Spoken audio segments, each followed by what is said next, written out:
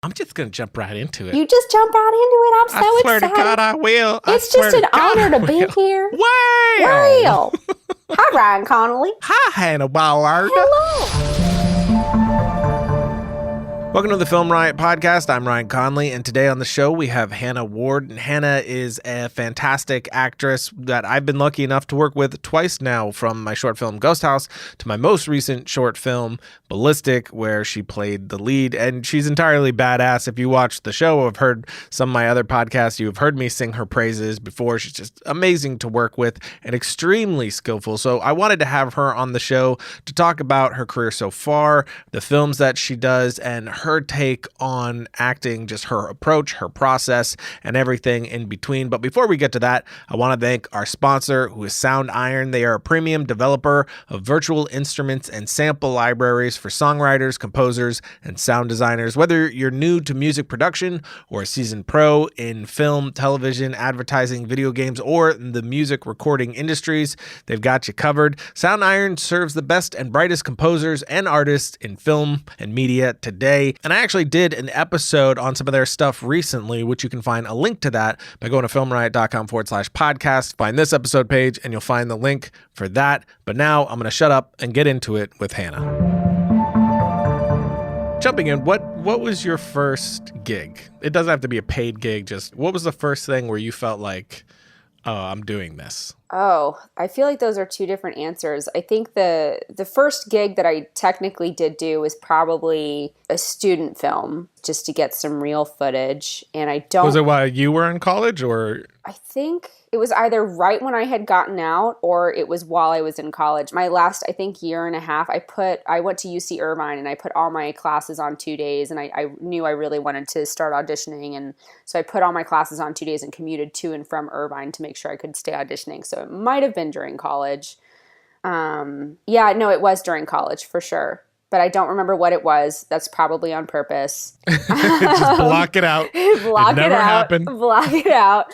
But then the first, I guess, like real job, quote unquote real, not the student films aren't real. Those were really, great experiences. I recommend that anybody do those, just to kind of learn how to be on set and how to hold yourself up and how to, just kind of get into character and prep on the spot, those kinds of things. And again, real footage. But I think the first real professional job that I had was The Evil Inside, however many years ago, and that was a feature, and I had the lead in that, which was very exciting. And there was this one moment where I had this one little monologue, and I was still kind of in acting class and like learning what my process was, and there was this one really intense moment, and I did it, and I felt so in it, and it kind of like overtook me in this really awesome way, and the whole crew was super silent after we were done, and then they were like kind of tiptoeing around me, and I was like, I think this is a good sign.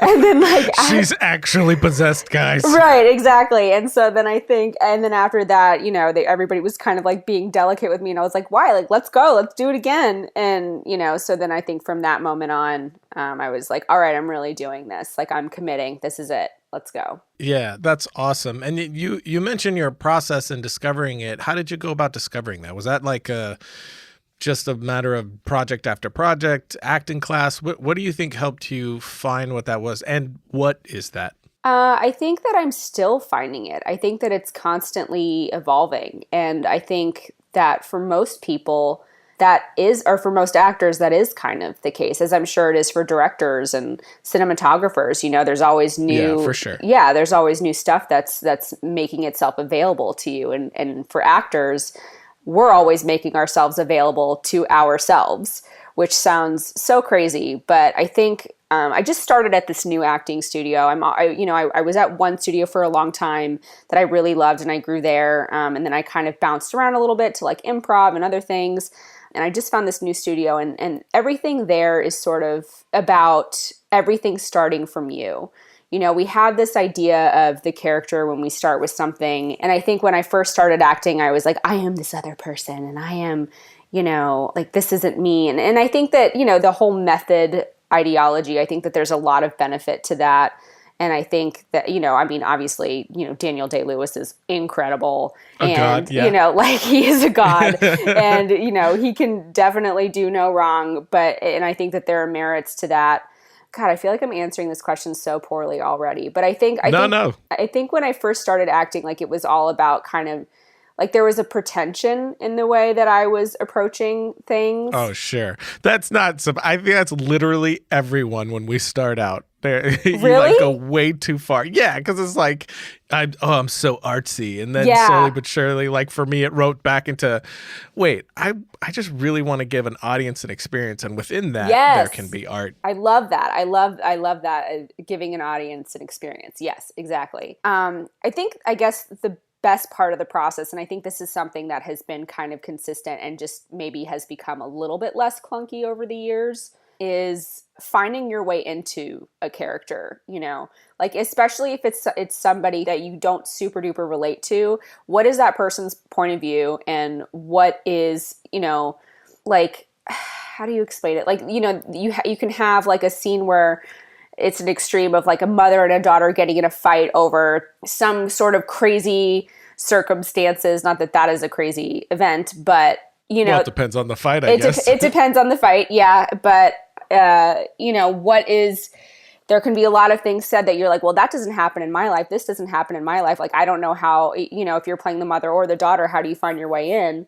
But I think, God, I'm so bad at explaining this kind of stuff, I guess. But I think it's not about, okay, here's a mother who's upset and she's mad and all of this. And I have to be mad at my daughter. Like, sure, yeah, you have to be mad at your daughter, but what's more relatable? Like somebody who's just going to be like angry and get into a fight with somebody, or somebody who is in pain and she's hurt because she's been insulted after she feels like she's given her life to this person, and she is wanting appreciation, but she knows that she doesn't really have a right to ask for it because that was her innate duty. Yeah. It's kind of the whys behind the what, which is what gives you the in. Yeah, I think so. I mean, again, that was such like a long-winded explanation, but I think finding the aspect of it that does give, I don't like thinking of it in these terms, but it is giving an audience an experience. And it's like, what's the universal thing here? And I think it, every character is going to have a different way in for every actor. And then once you get that initial, peak hole, you can kind of continue to dig and find different things. But ultimately it always starts with you. What is your experience in this? And I think when it comes to like physicality, it's always just been kind of like, I like to walk around my house when I am reading lines for something, whether it's an audition or whether it's something that I booked. And I just kind of like flail my body around a little bit. Yeah, I don't know. Throw myself into tables. Little WWE. Yeah, exactly. But I think that, again, I just think my process it's like in the process of changing right now. So I feel like my answer maybe isn't as succinct as I would love for it to be, because I could talk about it forever for sure. But I think acting, again, is such an individual thing. But you are giving someone an experience. And I think ultimately the short answer is that you are really sharing yourself with someone else. And it is a selfless act. It is a vulnerable act. And like, yes, it does feel good. I love acting and I'm passionate about it, but you are really letting people see you. And that's very intimidating. And that's very hard to do. And I think people have this idea that, you're acting, you get to sit in a trailer and you just like sit there and you wave your hands around and you say lines and you emote. And like, what does that really mean? Like, that doesn't really, it's not about emoting. It's about experiencing. On one of the jobs that I worked this year, that we had like a really intense day in a good way. It was we had like a lot of emotional scenes back to back.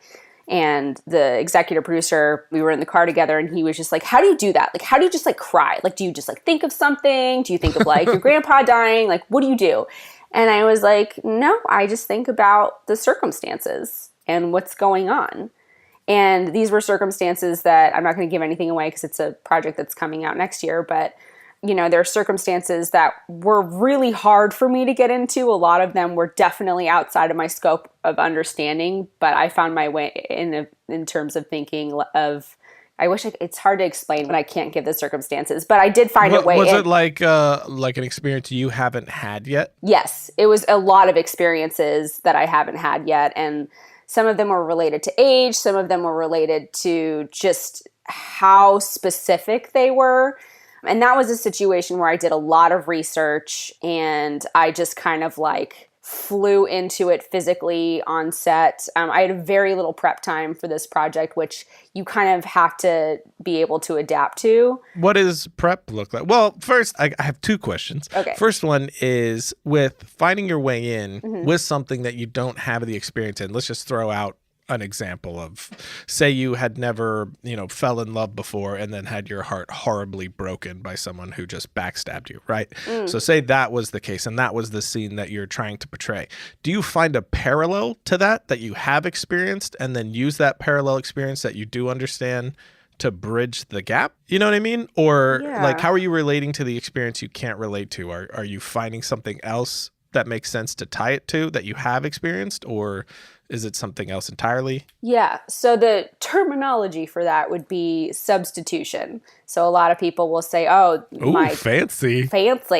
But no, not really. But it's, people say, this is a really sad scene. I'm going to think about my mom dying or my grandpa dying or whatever. Right. I don't like to do that for me personally, because I feel like when I'm on set and when I'm doing something, there's not a lot of longevity in that experience, because when you're shooting, you're in the world of the story. And if you're using something else, then you have to keep like kind of directing yourself as you're doing it, saying, remember grandpa, which is just, it's going to take, I feel like it's going to take you out. So I don't feel like that can help you live authentically within the circumstances, which is another thing that I like to, again, you're giving an experience for the audience, but you're living, people say like, well, acting is lying. No, it's living authentically in fake circumstances. That's what it is. I like that. And it makes sense, like what you're saying. So you're saying like using an outside thing, like a parallel, and bringing it into that moment. It doesn't exist in that moment. So you're kind of like adding clutter to the otherwise like honest that's what I moment think you're trying to create. That's my personal opinion. I do, again, like if it works for somebody, then they should continue doing that. But again, I think for the longevity of something, like on 2 projects ago, I did my first, like, I think it was at somewhere between like 5 to 6 minute take, which does not happen when you're on set. Like you do quick snippets of a scene. And we did a 5 to 6 minute take, and myself and the other actor were just so in it. And I can't imagine if I was like, remember the sad thing that happened, 2.5 years ago. I can't imagine I would have been able to be present with him and involved in. Right. And, I mean, again, a 5 to 6 minute take is very rare. But so then, is it a matter of trying to make the moment as real for yourself as possible and then just honestly experiencing the moment? Absolutely. And I think everything just starts with the script. There's always clues in the writing. It starts with the script and it starts with you. And it starts with the script in the sense that everything that you need to know is in the script, whether it's good writing or bad writing, it doesn't matter. Everything that you need is there. And my last acting teacher actually did just say, particularly within an audition scene, there's usually one line that'll tell you everything that you need to know about that particular scene. And then in terms of you, I think everything just kind of, for my prep and my process, again, it's about making the circumstances matter to me. Like, what is this person going through? What is their experience? And, on this other job that I did, one of the jobs that I did this year, I was, again, having a really hard time getting in. And then I found this one little nook of guilt. And I do think that the way that you word things to yourself is really important. And that I think finding the right words that trigger resonance, I think just comes from, I talk to myself. Which sounds Hannah's crazy. doing it again. She's going crazy. I talk to myself like in my car, in my house, when I'm in the shower, when I'm cooking, just kind of talking about this character, which I don't know if that probably just sounds like really nuts, but for me it really helps because I don't think so, because I do exactly that when I'm writing. Oh really? Oh, I love that. I can just see you ready to be What's like, super interesting "Kapow!" is everything that you're saying, I totally relate to as a writer. I love that. That's great. That's awesome. And I think what people forget and what that kind of shows is that I think people just think that movies and TV are just this, extra dramatic, extreme form of life, but it's not. Like, why can't it just be life? People don't, I think whether you're writing or whether you're acting, like, you don't have to put on an air of something. You know what I mean? Yeah. Just be true to what it is and what you're feeling in that moment. And I don't know. I have no desire to be a writer, and I have so much respect for writers because, like, I do not have that patience, even though I probably should have that kind of patience. But I would imagine, like, with writing, and I mean, tell me if I'm wrong, but, do you feel like every time you jump from character to character, like there's a little bit of a different shift in feeling? Like when yeah, that's amazing. Yeah. Yeah. It's like they're all different people. It's something that I always say is I just think you need like an extreme amount of empathy and like a handle on psychology, because you're jumping in between, who each one of these people are. So it's like a color almost, I guess is a way to explain it to me. It's like this character is red, this character is blue, this character is yellow. It's in, each one of those colors is an entirely different feeling. So when I'm writing the dialogue of one or the other, that's what I'm trying to do. When I don't do that and I read it back, it's really obvious because everybody sounds the exact same.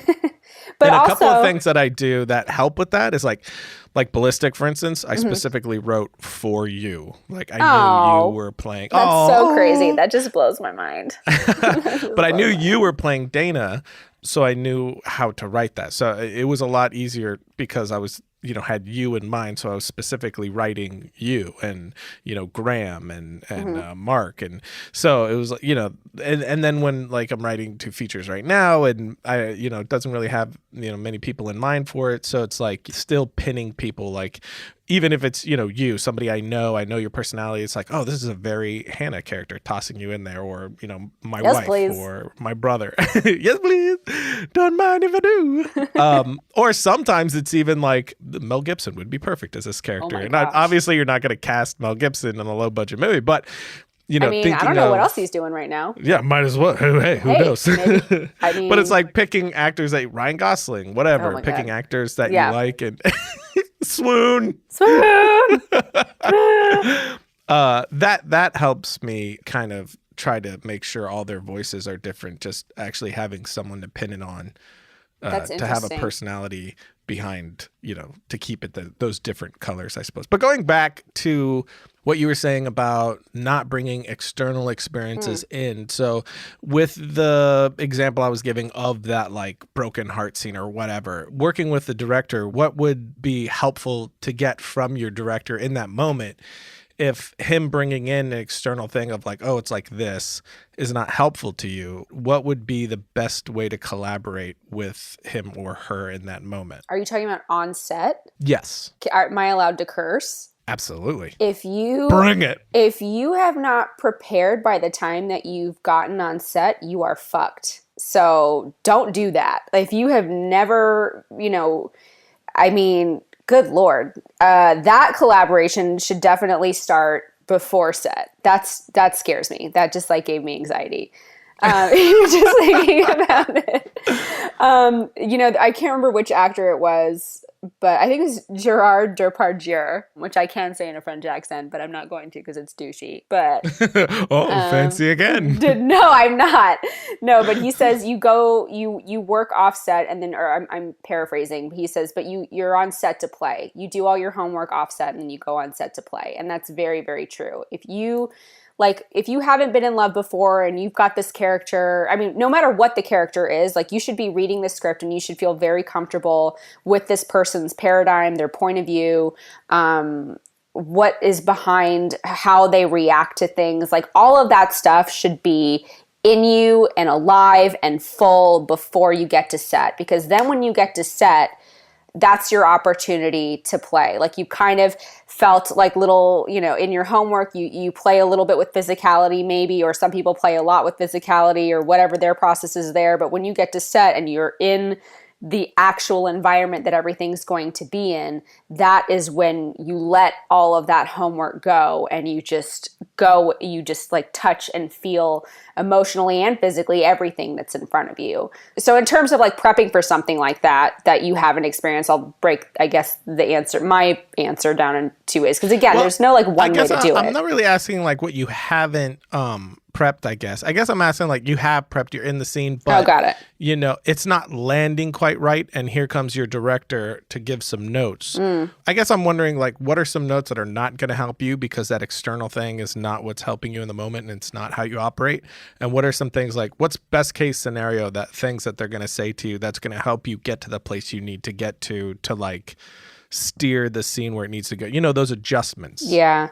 I guess specifically for some like a scene where you've been backstabbed by someone you love, I guess just as an example, a note would be if a director came over to you and said something like, I don't know, like remember how much he meant to you, remember everything that you thought that you were going to have with him, and then just walk away. Oh, okay. Something like that. I don't know. It's really hard to give like an example like that. But I for me, it'd be keeping it within the world. And I mean, but there are those moments where you can give those things of like, hey, be more mad or be more angry or be more sad or what I can say is, you know, whenever I'm in class and we're working, whenever we break it down for ourselves, and maybe this can be indicative for you, but like our teacher will sometimes stop us, or in this last round of class that I did over the last couple months, he would stop us and say, what do you want from him? You know, is this a breakup scene? Is this are you pleading with him? Like, what do you want? What do you want from him?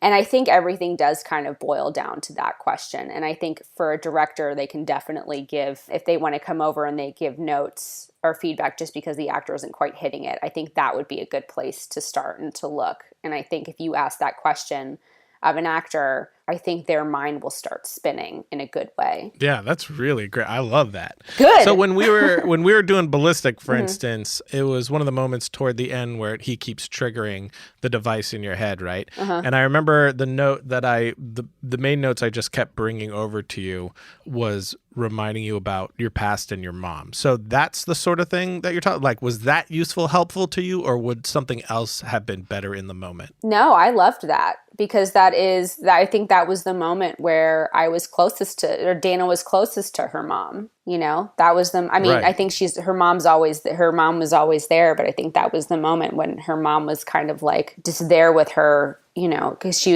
was close. Dana was pretty close to that edge there. And she, you know, I think that reminding me of that, I mean, I remember that moment too. We like cleared the set and everything. I felt very connected to my mom who wasn't even there. And I was just like, so over it, but not as an actor, but like, you know, in the Dana point of view, I was just so over it and so ready. But I also knew, I think that's why I started laughing in that one take, was just because I was just like, nope, we're going to keep going. Like I know I'm going to come out of this and I'm going to kick your ass. Yeah. Yeah, which was great. And I think we use like we cut in like the slightest bit of that moment. Yeah. And like the craziness. There's a lot going on. Really well. Yeah. Because it like jars you for a moment. Yeah. And then there's that beautiful stuff that Josh did. So I just loved that. That was great. Yeah. He saved my butt. It looked so my good. Butt big time. Good job, Josh. Yeah. Look, good job, Josh. If you're listening, I don't know if he listens to my podcast. He should, but I don't know. No, he does. He'll know. And if he doesn't, somewhere he'll just feel good and he doesn't know why. Just tell him I said something really bad about him. Yeah. Yeah. In those same moments, I guess use Ballistic as an example, because you could be totally honest about working with me and I don't mind. Awful. Yeah. Bring it on. Wow, wow, wow. In sort of that same scene, in that same moment, there was a portion where really the only note I had for you was it was on the right path. It's just, I just wanted to turn up the volume. Mm-hmm. So I think what I said to you is I just walked up and I was like, hey, I really need you to go for it. Just lay it all out there. And then that was pretty much all I said. I think that's so great. That's still useful. I think that's great. I mean, I definitely loved that for sure. All it more is to be able to get even more crazy and to push yourself even further, I think is so fun. And a director that wants you to do that and directs you into that area, that's a dream. Just open the doors on this thing. Just let me do it. That was great. I loved that. Does technical direction bother? Because I know I do a lot of technical direction, but you have to, especially when we're in action moments. Yeah, I mean, you have to. Very technical. I mean, I'm not going to say that sometimes it's not like, God damn it, but like, give me more. But it's just part of. It's just the nature of the beast. Like, I don't think. Everything is really technical. Again, like this one experience that I had this year where I got to do a 6-minute take and the camera just kind of followed me and this other actor who was in it. Like that is very, very, very rare. Very often you're having to kind of do everything that you need to do within a certain like little box that's taped out for you on the floor because the camera has to capture you in this particular light in this way. So that's just something that no matter what, an actor has to know how to navigate and be able to be at their fullest and most open despite any sort of limitations in that regard. So yeah. I would say the one thing that, and this was, I don't even think this had anything to do with you. This was just me wanting to get it all in one take. You're just trying to be nice now. Well, no, but it wasn't. Remember when there was that sequence, I think it was on the 3rd or 4th day, there was that sequence where like she shoots above the car hood, then she flips down and she shoots under the car. She flips again, she reloads, she shoots the guy on the trunk of the car. She reloads. Yeah. I wanted to get that all. I don't think you used it at all, but I was just like, I don't even care. I'm going to get this in one take just so he has you're it determined. if he needs it. And then when I finally got it, you were like, that was great. You forgot one thing though. And I was like, but it's okay. I got it in coverage. I know. But that wasn't even you. That was me just being like, I just want to get this. Yeah. I remember that was the same day that you kept slamming the gun down with your forearm, even though you had like a softball sized like bruise. I went to work the next week and my boss was like, what happened to your arm? What'd they do to you? Literally from like my wrist bone to my elbow, it was just purple. And I was like, yeah. I just thought I've told the story so many times, but I just thought it was funny that you slam the gun down and you immediately like, and you're like, I don't know how many more times I could do that. And I'm like, what do you mean? You show me and I'm like, Hannah, we got it. Don't do it again. And because I said don't do it again, you're like, well, now I'm going to do it every time. Continuity, man. And we had the editor on set, so I don't play. You're like, they need it. They need it. Doing it. They need it.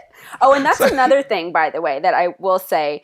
I mean, obviously, that was like an extreme, and I am a masochist, but... I like to feel alive. But seriously, though, even my mom was like, oh my God, those bruises are so cool, which is not like her at all. But I think one thing that is really interesting, and one director that I worked with this year kind of gave me a shout out on this, and I was like, oh, I didn't even realize that this was kind of anyway, I think being aware of continuity and what you've done in past. I mean, obviously sometimes, and I think for strict method actors, it's probably a lot more difficult. I'm talking about this stuff like I'm an expert on it, and I'm really not. But I think that being aware of continuity not only is just kind of, it kind of speaks to your professionalism, I guess. Again, not to say that I have a lot more direction to go into, but I will say that one thing that I try and always be aware of is that, and I think I learned that really early on, just from like watching other actors and how they were just, really hard to, they were having really funky interactions with the director because it was a director who had, edited previously, which a lot of directors actually have done, a lot of the ones that I've worked with. But they were having a really hard time because they were kind of all over the place. And like, yes, you have to be free, in some regard, you do have to be free to move and feel comfortable in your body and express, the emotion of everything authentically within yourself and within the space. And, as if this is an environment that's familiar or, familiarly unfamiliar to you. Being aware of continuity is just kind of like a very gracious thing that you can do for your director and your editor. And it is something that people remember. So that's just a tidbit to any actors out there. Do that. And it means I'm not cursing your name in post. Right. Exactly. I mean, and so look, sometimes shit happens and you're not going to be perfect and you're going to be like, oh crap, like what did I do this way or what? But you just have to. On Ballistic, all the moments like that were usually my fault, not you guys's. Oh, good. Oh, I know. Like, those stunt guys were why didn't I have her do that? Because there was one time where you're like, hey, should I start with this though? And I'm like, no, it's fine. Let's just do it over here. Because we were like rushing. Oh, okay. And then we're we're in post, and I'm like, oh, I should have listened to her. Oh no! Well, those stunt guys were like crazy consistent. Dude, they're so good. That you were kind of a stunt performer on this one as well. Is that the first time you did a lot of stunts, or? Yes, that is the only time I've ever done stunts. Until the next time we work together. Yes! I will bring the pain once more. Oh, I loved it so much. I did. That was my first time. And I remember when I know you emailed me about it. And I think then we talked on the phone, or you texted me or something like that. And you were like, there's going to be lots of running and I like, I hate running. So I was trying to make it well known, like, hey, get your cardio up. Oh, I did. I changed my workouts before and everything. I was like, I'm going to love running. This is going to be great. And it was so fun. Like I was like, I'm just going to make him, I'm not going to tell him that I hate running, because I'm going to make myself love it. You also didn't tell me that you weren't feeling well. Oh, I had full blown bronchitis. It was that first day I was like, I'm going to die. I know. Josh was like, are you okay? And I was like, yeah, I'm just in character. It's fine. It's fine. But that first day was such. This is how Dana breathes. Yeah. Wow, Hannah's really deep in it. I know. I was so sick, Riot. I was like, I texted my mom as soon as I parked my car on set that morning, and I was like, I'm going to go to the Minute Clinic as soon as I get out of here. I think I'm going to wrap early. And I did. And I've never driven so fast in my life. I got to the Minute Clinic and I was like, give me drugs. Give me everything. Give me everything. I need to be fixed. But it was so like, I loved it though. I love being able to push myself in not, I mean, obviously that was a very physical way of pushing myself, but it was so exhilarating. And honestly, like it was great prep. I loved it. Yeah. I'll run again. I felt so bad afterwards though, because like once I found out you had bronchitis when we were done shooting, I like kind of went back in my mind of all the running I've made you do over and over. And there was that one bit of running where you literally just ran back and forth. We shot running from point A to point B, and then we shot from running from point B to point A. We just kept going back and forth, so there was no break. Oh yeah, no, I know, and I was like, that poor woman. I know. I'm so glad I didn't tell you, and I wouldn't change a thing. And I like I said, I would have stopped you had I been like, I can't do it anymore. But like, it was definitely tough, but I was like, you got this. I mean, again, every time I'm on set, I'm like, okay, what am I going to prove to myself today? Yeah. You know? So I wouldn't change a thing. That was great. But I can have bronchitis and not die. Yeah, exactly. That's what we're doing today. Oh, that's what we're doing today. No, but it was great. Was there anything about doing the stunts? And because I mean, you were working with a pro stunt team, and they were teaching you stuff along the way, and you had a stunt double, which was cool because it was the first time that any of my my cast had a stunt double. So was there any like big takeaway that you got from that was like, oh, okay, I see how this works, or definitely anything you learned at all from bringing that avenue of it into your performance? Definitely. Nicole, you're amazing. I doubt, Nicole. So a few interesting things that I've learned. So I guess stunt doubles always bring pads for themselves, but also for the person that they're doubling. It kind of felt like she was your bodyguard the whole time. It really did. And when she came in, and I feel like this is going to sound kind of bitchy, but I had a conversation with her in the trailer. And I was like, so I just want to let you know, because we were talking about stunts and what that means. I was like, so tell me, like, what is that like? And she was like, sometimes she's like, I just got hired on a job. She works a lot. She's like, I just got hired on a job where, the actress looks really weird when she runs, and the producers were very gracious about it, but they were like, we just need someone to run. So that's all I did.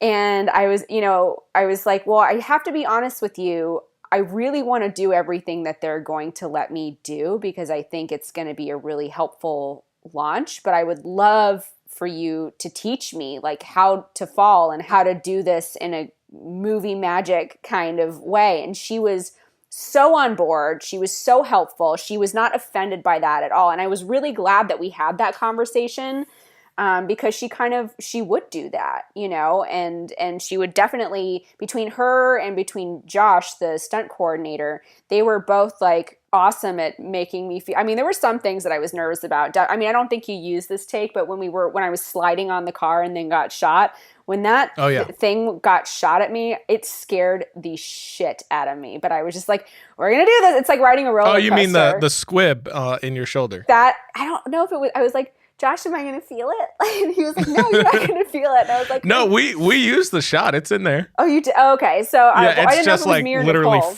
10 frames. I was so like, it was just amazing what is it called? A jib or a squib? What is it? A squib. A squib. Getting like squibbed up and then getting the little shotgun. I was so scared, and they just made me feel so okay about it. And again, like her just kind of like putting her hand on my shoulder and twisting my body in a right way, and just little things like that. I mean, she really was a great guide, and she was telling me definitely that the roles are that, you know, a stunt double is there to just kind of step in whenever an actor is sort of like, I can't do this properly, or obviously the stunt coordinator is like, nope, this is not for the actor to do, we're going to have a stunt double come in and do this. So she was definitely very helpful and just kind of like selling a fall, and I was really grateful on that last day. I was like crawling around on the ground. She was like, do you want pads? And I was like, yes. Yes, I do. Pads. It was like, we only have like 30 minutes left, but I will take those bad boys. Yeah. And there was one moment where one of the other stunt doubles, one of the guys was like, why don't you just like, you should just, he was super sweet about it. He wasn't a dick or anything, but he was like, you should like put your stunt double to work. Like, why don't you take a load off? And I was like, if I take a load off, then I'm not in this. So yeah, I'm gonna do this. But she was really great. Like, she was always by my side.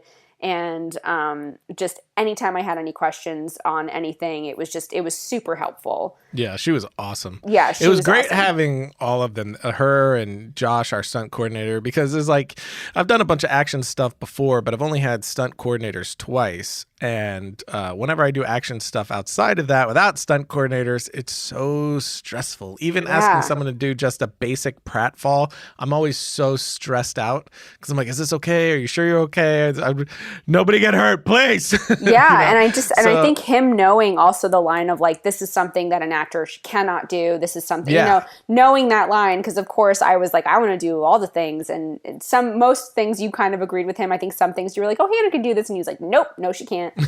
So I think just knowing those lines is probably smarter. Yeah, it took so much stress off of, like, I was still stressed every time, especially whenever the stuntmen were doing any of those crazy friggin' things they were doing. Yeah, and he was so calm. Like, his demeanor alone was just, I was like, are you... They're just like, it's just a work day. I know. I was just... No big deal. Yeah, his calmness was just... And Nicole's as well. Like, both of their just calm demeanor was made everything kind of easy to just go, okay, we're just going to do this. It really was like riding a roller coaster. They're not worried, so I guess we're fine. I know. Yeah, they were totally fine. So. Yeah. So that was great. Yeah, that was really cool. That was awesome. I thought it was super interesting how he helped, like, when you were getting shot by the squib, how he helped you kind of find the motion of, like, he, you know, tied that imaginary string on your shoulder and pulled it. Yeah. I couldn't believe how well that worked. I know. And then he, like, gently twisted my shoulders in the way that they were supposed to go, and then, like, falling on the mat that right way. And I appreciated him, too, being like, you're not selling that yet, you know? Yeah. Because it's like, of course, I want to get it the way that it's supposed to be and keep going. And so I appreciated him being candid with me on that, too. Yeah, for sure. Yeah, he's definitely, like, very direct, which is great. I love that. Oh, yeah, for sure. I mean, there's no time to not be direct, you know? Yeah. So shifting back to sort of directing, acting relationship, what is some stuff that, I mean, you don't have to call anyone out specifically, obviously, especially if it's me, but what is some stuff that that does work for you and that you love when you have that sort of note or interaction with your director on set, and maybe some stuff that's not the best, that's not helpful, that maybe even you experienced early on with, like, new directors, that could be kind of just good advice for any, you know, learning directors now on dealing with actors on, you know, do's and don'ts.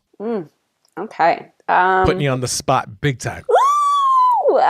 Don't mess up, Hannah. I really do need a soundboard for this podcast. I know. I can't do the other one as well. I can't do it. You know what I'm thinking. I can't. I do. I know. Okay. I think right in the middle of us talking, I'm just going to cut to that horn sound for no reason. Yeah. I'm going to do it right here. Okay, there we go. Hey! So I mean, I love a director being like, just push, you know, like just lose your shit. That's happened to me before. I had one director, this was on the first movie that I did, and I actually just worked with him again this year on another feature. Our first movie, in the last shot of the film is so awesome. Like, I would say, if you want to watch it, just watch that last, like, 3 minutes. And he was like, I want you to go Linda Blair on this. And I was like, that's awesome. So I think, copy that. Yeah. So I think being told to lose my shit that's always fun.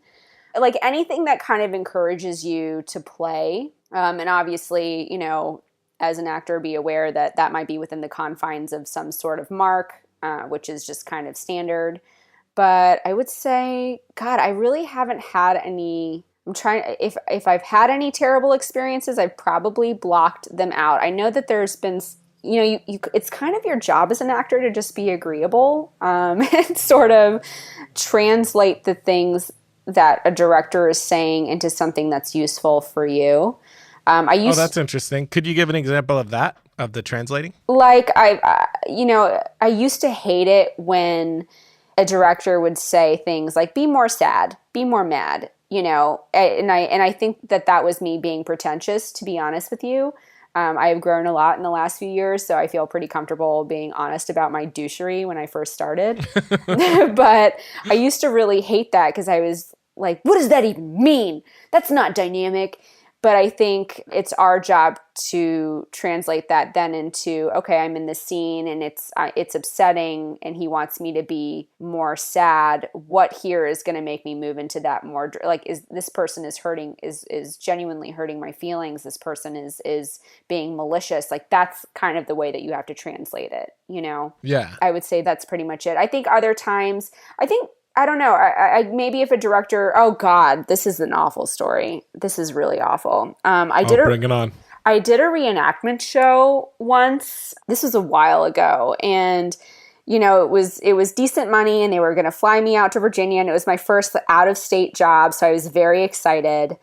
This is the worst experience that I've ever had on set, and it was a reenactment show, so I do feel somewhat comfortable saying it, but it was the weirdest experience I had ever had. So I got cast for this thing, and then I get a call from the costume department asking me if I have any stripper attire. And I was like, what? Yeah, I was like, this isn't my role. And they were like, oh, I thought you were playing this person. And I was like, no, I just checked my email. I'm playing this other girl.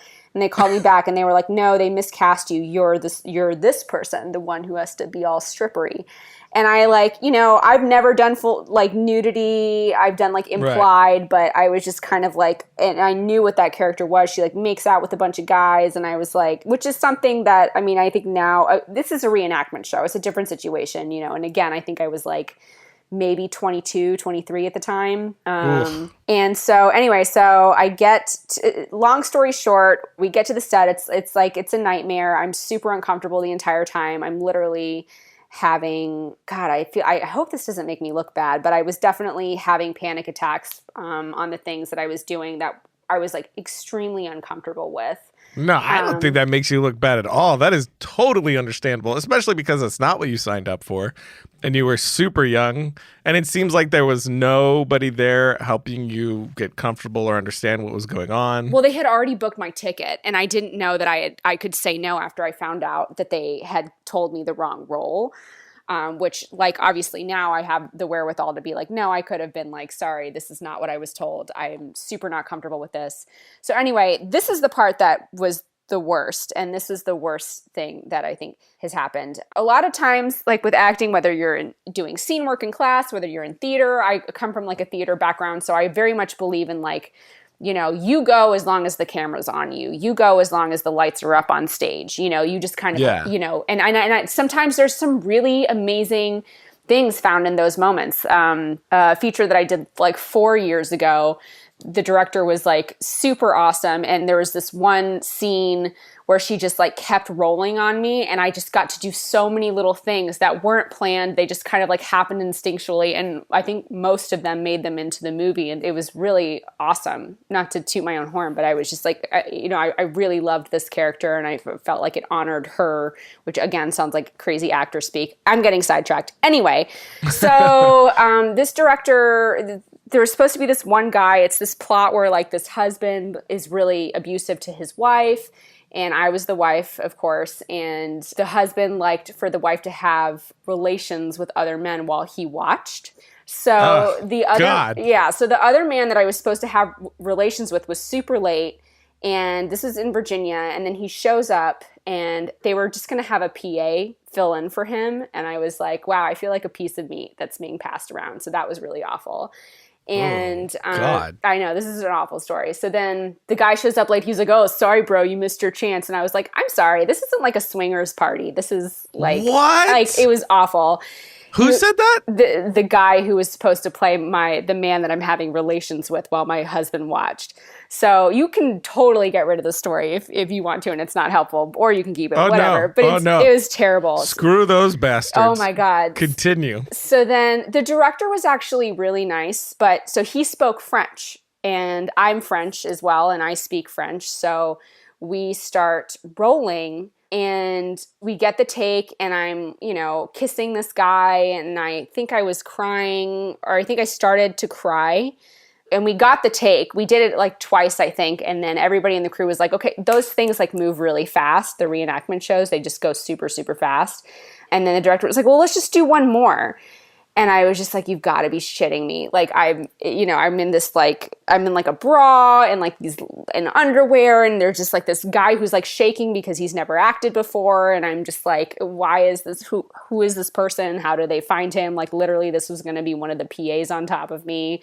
And so we start rolling again, and I start having a panic attack while this guy is on top of me. And I look around at the crew while we're filming, not like in an obvious way, because I was just like, all right, if he still wants to keep this, I'm going to make this believable or not. And the crew's all kind of looking around, like I can see them whispering to each other, and they're like, we got the take. What are we doing? And the director just like keeps rolling, and I'm just crying and crying and crying. And I'm like, why is this guy still rolling? And the scene had ended, and he just keeps going. And then finally he cuts, and everybody's just like super uncomfortable. And the director was like, I mean, do we want to go again? And I was like, and I start speaking to him in French, and I'm just like, look, there's something, I really don't feel comfortable with this person. Because this guy was like shaking on top of me. And clearly, again, like he just, I don't know. So I think that was, it was very obvious that I was extremely uncomfortable. And he was like, no, I think the crying kind of like works for it. And so I told him in French, like, look, I'm really uncomfortable. This guy is not making me feel safe. I don't feel like this just doesn't feel good. I don't know what it is. I'm sorry if I'm being difficult. But this is obviously a very extreme example. And I'm sure this director is very, very good. He was super nice and he felt bad, but I think kind of knowing the boundaries of like what's going on and maybe knowing, I don't know. I think being in tune with your actors is probably important. Yeah. I mean, this is a reenactment show, but yeah, no, I think that's a great. I would be shocked if that's not something that's happened in short films. But I mean, we know that it has happened. Yeah. And I think that's probably one of the best ones you could have brought up, because it's just like that stuff makes me so angry. It was really nuts. Like, I mean, I was literally having I pushed myself to a lot of different limits. Like, I believe in going balls to the wall and full commitment, but something felt off. And I think... Yeah, and to not be in tune enough with your actor to see that they're not... Even if you don't know them that well, you're a human being first. It's pretty easy to see when another human being is not doing great or is uncomfortable. Or if you're going to put them in a situation like that, have a brain and know that it's an uncomfortable situation and try to alleviate that as much as possible, making sure they're okay. That's what I try to as much. I don't know how successful I am, but I try to as much as possible, no matter what it is, to make sure my actors are very comfortable with what's happening. Even though I don't do scenes like that, if it's action, if you feel unsafe in any way, it's like, so whenever I hear stories that a director's not doing that, for me, that is the number one fundamental, most important job that you have behind the monitor, is making sure everyone in front of and behind the camera are as safe and as comfortable as possible. Because again, first and foremost, you're a freaking human being, and so are they. So it's like hearing a story, it just irritates me so much, especially because you're like, I feel like you're like my sister, you know what I'm saying? Oh, so I just want to go find those people and punch them in the face a little bit. I feel like kind of guilty for bringing it up, because I really don't like, to put anything negative out there. But I think that's good because it's like you said, you were young and you didn't realize you could just say no. And we're definitely in a place right now where we're hearing more and more stories like this. Yeah. And I think just hearing that from any perspective of like, how you feel is more important than whatever this project is. Like if I casted you for something, you said yes, and then you find out whatever it is and you're like, I'm just not comfortable with that. I would rather you as the filmmaker be like, I'm not comfortable with doing this. I'm sorry, but I'm going to back out of the project. Then do the project because I'm a human being first. Right. And I don't want you to be uncomfortable with what's happening. So and I think what you said is super important. Oh, good. Well, okay, good. I just don't, I don't like to say anything, again, bad about anybody. And I'm not really, I mean, again, like they were going to throw a PA on top of me. And I honestly probably would have even preferred that because we had already been shooting a couple of days together and he was very sweet and he was jokey. Yeah. And so we were literally sitting on these stairs and I was like in this floozy bra and whatever these like stupid bottoms that I had on and these stripper heels. And he was in his boxers and he was this little like redhead and he was just like, I don't know, man, I don't feel good about this. And I was like, hey man, I don't feel good about any of this, but at least we're in it together. And then this like guy walks in the door and is like, sorry, I missed up your chance, bruh. And I'm like, oh God. So I think, there is something to be, and this is something that you hear a lot in acting class. It's like, are you uncomfortable because this is something that you have resistance to in the sense that it's just something that you haven't explored? Or, is it just not in your emotional repertoire or whatever yet? Or is it something that you genuinely as a person are like, this is a boundary for me. I am not okay with this, Because like, right. if there's a kissing scene or I haven't had really much. I've had a few experiences where I've had to like kiss people and it's been fine. But I haven't had like a love scene, and it's like, that's going to be uncomfortable. And from what I've heard, they're very technical. So it's kind of, you really have to ask yourself the question of, okay, is this something that I am just uncomfortable with because it's new, because it's just not something that I've experienced yet on set and I'm maybe feeling a little embarrassed? Or is it something that like I don't feel safe in? And that's always the question to really ask. And I think, I with you, obviously, like Ballistic and Ghost House were two very different worlds and tones and things happening from this reenactment show. But, I think you did a great job always like checking in with me. And sometimes I'd be like, I'm fine, Mom. Like, I'm good. Like, chill out. But I think having a check-in with your actors and being like, hey, are you okay? Because, I mean, for this director to be, like, even the crew, I'm not exaggerating, like, they were all looking around at each other like, what the fuck is going on? Like, this is creepy. And then the next day when I showed up to set, the makeup artist was like, were you crying last night? And I was like, no. And she was like, your eyes are really puffy. And then I just lost it again. Yeah, and I guess that's what frustrates me the most about stories like that is, for me, and obviously I don't know the situation, I wasn't there, I don't know who the director was, is that's a huge failure on the part of the filmmakers, the producers, the director, because there should have been producers there seeing what's happening and going to the director and be like, what the hell, dude? You know what I mean? Right. And they should have had your back. And then, more than anything else, the director should have had your back and made sure that you were comfortable. And if you weren't, adjust everything. Right. Change the entire scene if you have to. You know what I mean? Like, so, anyone listening to this behind the camera, and as a reminder, even for me as a director, to always be thinking about the people in front of the camera and making sure that they're comfortable and you're creating that comfortable environment. Yeah, but that is a very extreme example though too, because it is a reenactment show and again, like it's just a very different vibe. But yeah. I'm sure it's not as much of like the family that's created on, your typical film, your narrative project. Yeah. I think it's important because it's like if none of us are talking about this stuff, like I've talked about some stuff that happened on a project, which is nowhere near like as big of an issue as, yours, but like stuff that's happened on a project. I just didn't use names or the name of the project, but I think it's important that we get the bullshit out there so, that it stops happening. It just, and you're absolutely right. And I think, again, like as an actor, you really just have to be and this is something that my first acting coach always said, like, you have to be able to navigate bad writing. You have to be able to navigate bad direction, whether it's on or off set. You have to be able to be malleable. Yeah. And it's true because, look, there's so many actors out there, and there is a lot of content, sure, but there also is a lot of talent out there. So if you're difficult to work with, they'll just move on to someone else. So I think, again, the greatest thing that a director, I think just having trust with a director is the biggest gift that you can have. And that's not always going to happen. Like, sometimes you're going to be in there for a very small part on a very big thing, or it's going to be a director who just doesn't really interact with his actors. I mean, I haven't really had that experience, but I definitely have had a very small part on something that was a little bit bigger, and I just, you just go and you do your job and you leave. But I think the best thing that you can do for a director and for your relationship with that director, and honestly just with producers, because everything that you work on is an opportunity for relationships, is just to know what your own personal boundaries are, know what you're willing to do. Obviously try and know that before you accept a job or before you even submit for it, if it's that kind of process. But I think knowing what you're comfortable with, what you're willing to push yourself to, and then usually, I mean, I guess it depends on the nature. If it's like a sexual thing, I think those are the kinds of things that you should know before you even get on set, for sure. Yeah. But I think, in terms of like something like Ballistic, I was just like, let's see how far I can push it, Punch me in the face for real. For real. But I think just knowing yourself is the best thing that you can do, and just being in tune with yourself is the best gift that you can give yourself and your director. So that way, no matter what you're getting from other people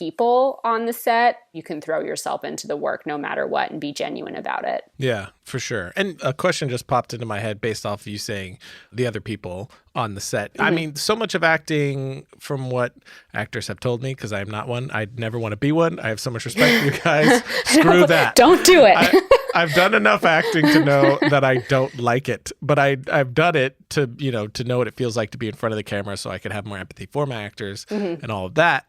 But it's definitely not what I do. But from what you hear and what everybody talks about, is what your performance is a lot about what you receive from the other person. Would you agree with that?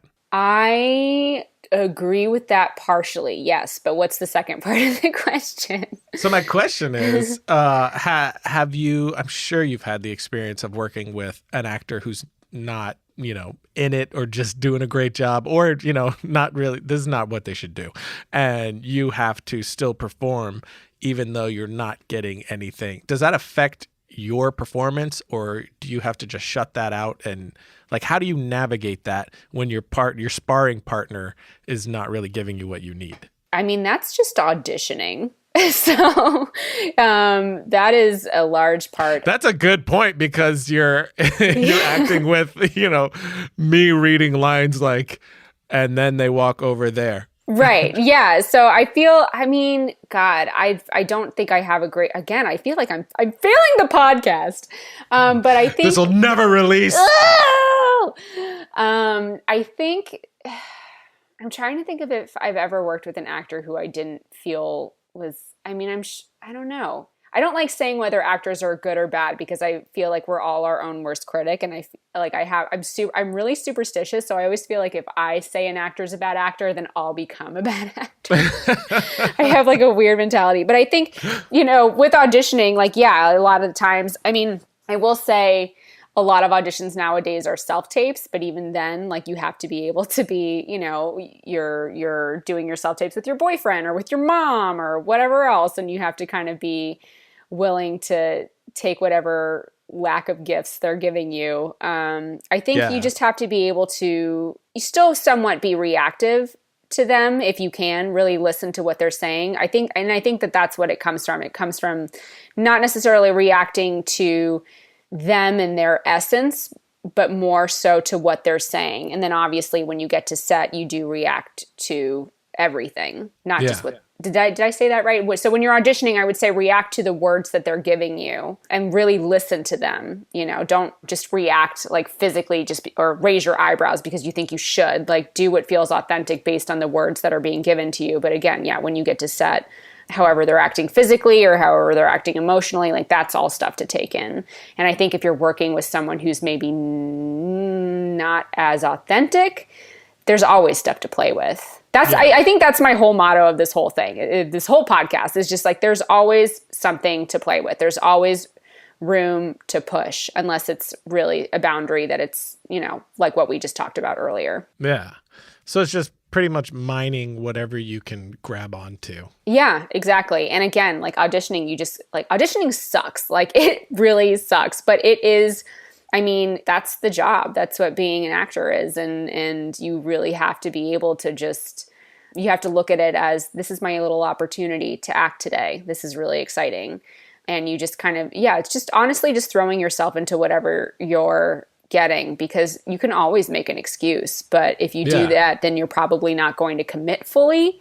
And if you're not going to commit fully, then you're probably not going to book the job. Or if you do somehow book the job and you do that, then, maybe you're doing a disservice to the piece. Yeah. Yeah, no, that makes a lot of sense. Closing it up, last question. Do you have any books that you love on acting that you would suggest up-and-coming actors or people just wanting to start getting into it? They think they might want to do this. Any books or resources online or anywhere else that you would suggest? Oh, man. I would say right now I'm reading At Left Brain. Is that what it is? At Left Brain, Turn Right. It's one of Anthony Meindl's books, he's got a bunch of acting studios all over the world. And it's an incredible studio that he has. The theology there is really great. And everything about that is sort of centered around just knowing yourself and being okay with you being enough. And so that's really interesting. Right now, I'm also reading Becoming Michelle Obama, which is, oddly enough, just kind of complementing that book really well, in the sense that it's just kind of all about being okay with who you are. Okay. I've been going to a lot of casting director classes and workshops lately, and one thing, a lot of people will always ask what really books you the job and what really sets you apart as an actor. And the consistent answer that we've been getting is that it's the actors who really know themselves. And so those two books, At Left Brain, Turn Right, and I would say Becoming Michelle Obama, which is so random, I think are just really, it's so random, but it's so great. They're really advocating for you just being comfortable in your own skin. And again, I think it's an actor, it's okay. There's going to be moments when you are uncomfortable, but in a really awesome way, comfortably uncomfortable. And the good way, not the bad way. Yeah, and you can feel those tingles when it's like, oh gosh, this feels like kind of magical, even though I'm really uncomfortable. You can feel that when you're in the moment, I think. But yeah, I would say those two books are definitely really great. I know a lot of people say that you should do the Artist Way process program. There's a book and you have to do exercises along with it. I haven't started that yet. I have it. I've been staring at it for about a year, but I'm going to do it. One day. One day. But yeah, I would say those are my faves. Did I answer any of your questions? I feel like I didn't answer any of your questions. You answered all of my questions. Oh God, I suck. You really Hannah this podcast. God. And that's it for today. To connect with Hannah online, jump over to filmriot.com/podcast, find the episode page for this episode, and you'll find more of her work and all of her social media. You can find me online at twitter.com/Ryan_Conley. But that's it. And until next time, don't forget to write, shoot, edit, repeat.